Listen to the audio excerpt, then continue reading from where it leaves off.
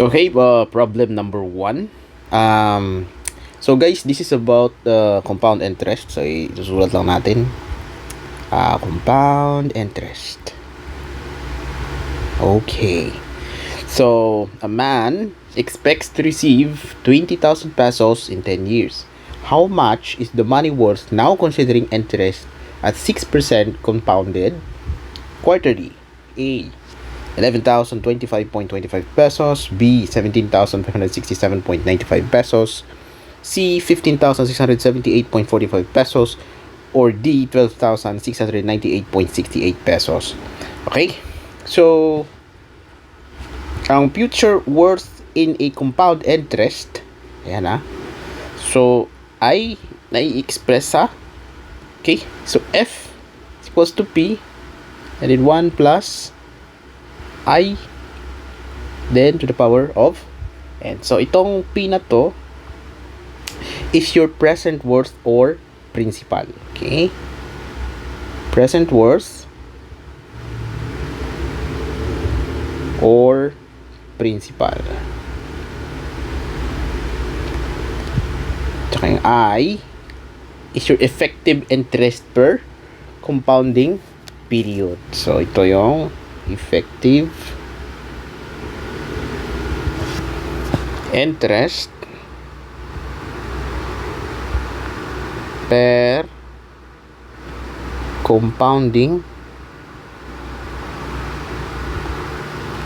period. Tsaka yung N mo naman is your number of compounding. Okay? Number of compounding. Okay, so N is equals to MT.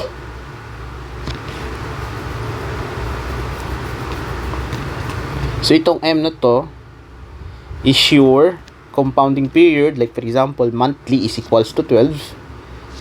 By monthly is equals to 6, quarterly is 4, and semi-annually is 2. So annually is 1.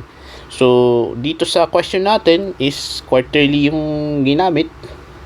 So yung gagamitin natin is 4. Okay? Sige, so solution. Okay, set tayo ng solution dito. So, F, ito na nga, no?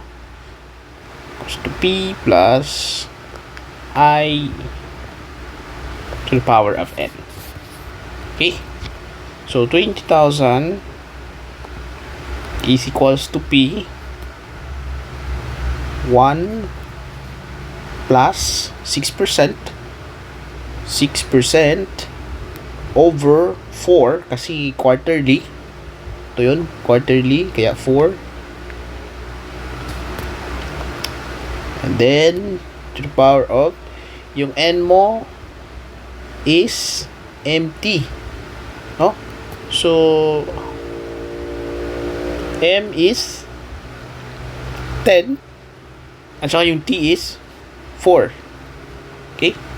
So, this will be 10 times 4. Yan. Okay? So, P is equals to, kunin natin yung calculator natin. Calculate natin.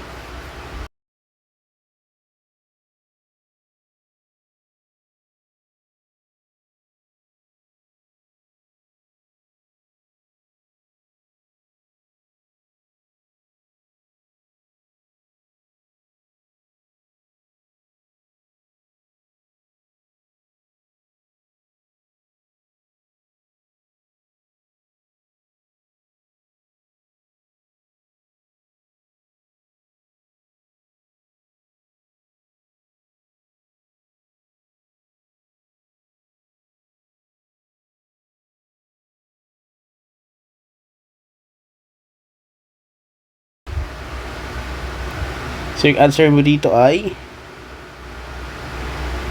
11,000 25.25 pesos. So, ito yung answer natin. Okay?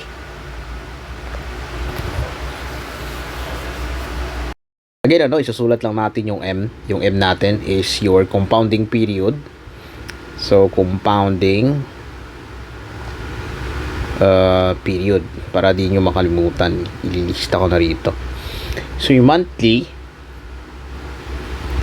ayan monthly is equals to, that's going to be 12. Okay? So, yung bi-monthly naman, bi-monthly is 6. Okay? Quarterly, dito sa ginamit nating example, so 4. Semi-annually, yan, semi-annually, that's going to be 2, at saka yung annually is equals to 1. So, yung annually natin, itong annually natin is 1 year, 1 year, or yearly, or pagtapos ng 1 year. Yan, ito is, that's 6 months. Ito yung quarterly is that's going to be 3 months, 3 months. Right. So, ito 2 months lang to. Okay, every month na yung isa. Okay, so yan yung compound interest natin. Okay? Alright, so thank you so much for watching at next time, number 2 na tayo. Okay? Thank you.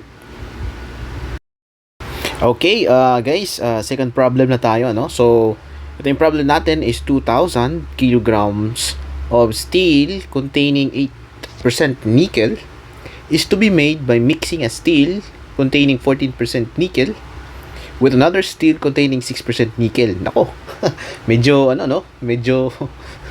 medyo nakakalula yung Pero, anyway, madali lang naman to. Okay, so the question is how much of the steel containing 14% nickel is needed. So, letter A, 1,500 kilograms, B, 500 kilograms, C, 750 kilograms, or D, 800 kilograms. Guys, pwede nyo mang i-pause yung video at saka try nyo lang, baka mag-answer, So, anyway, diagram muna tayo or illustration, Okay, para mas madaling maintindihan, Okay. Okay, drawing lang tayo rito ng mga box, Okay, 14% naked, yan. Tapos plus 6% na nickel. Tsaka equals to 8% na nickel. Okay. So, ibabox lang natin to. Gawin natin itong red. Yan. Ito is gawin natin brown. And then, ito violet. Okay. Ito yung X natin. Ito yung Y. At saka ito yung 2,000 na kilograms. So, ito siya. Okay. So, ito yung diagram natin para mas mabilis maintindihan. Okay. So, let's try to answer, So, X plus Y is equals to 2,000. Then Y is equals to 2,000 minus X. Ito yung equation 1 natin. Yan. Bali yan yung equation natin. So, 14x plus 6y. Ayan 14x plus 6y is equals to 8. Then, times 2,000. So, ito magiging 7x na plus 3y is equals to 8,000. Okay? So, ito na yung equation 2.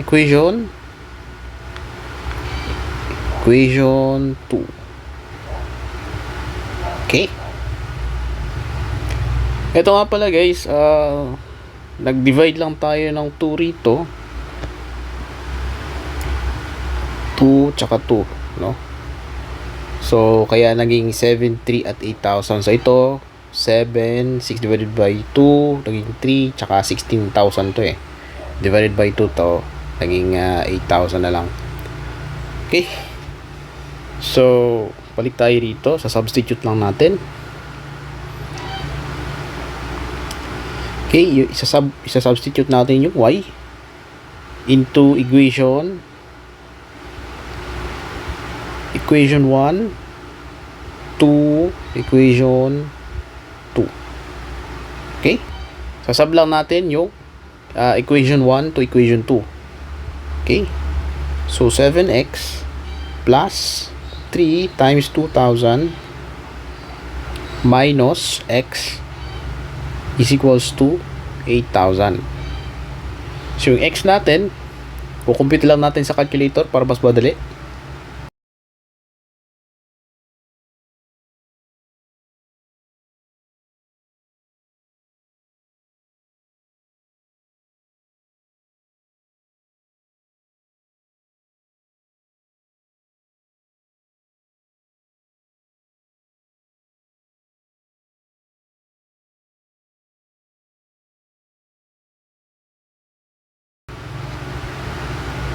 So, x will be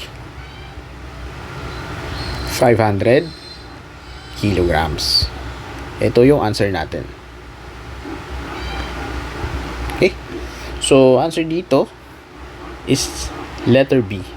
Ito yung correct answer. Okay? So, ano guys, ganyan lang siya kadali. Yung sa una, medyo nakakalula yung ano. Tapos, pero pag nalagay na natin sa ating diagram, so medyo helpful naman yung diagram natin, kaya makakapag-equate tayo ng mga equations from this diagram. So kailangan to may mga illustrations kayo para mas padali siyang intindihin. Okay? Okay, thank you so much for watching. Kindly like and subscribe na rin po. Thank you.